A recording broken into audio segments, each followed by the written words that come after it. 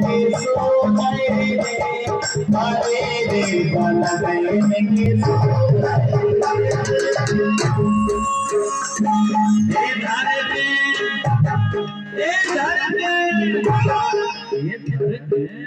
धर के मुट्ठी से हाथ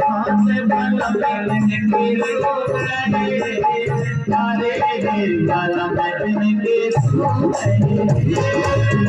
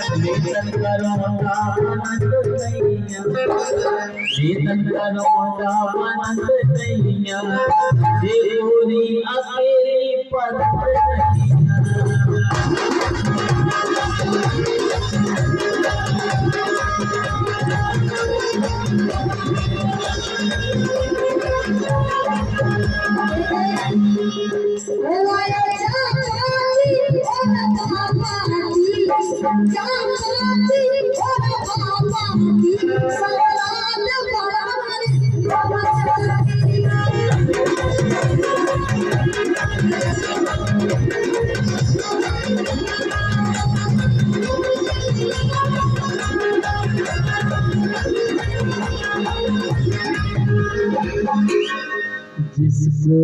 हमने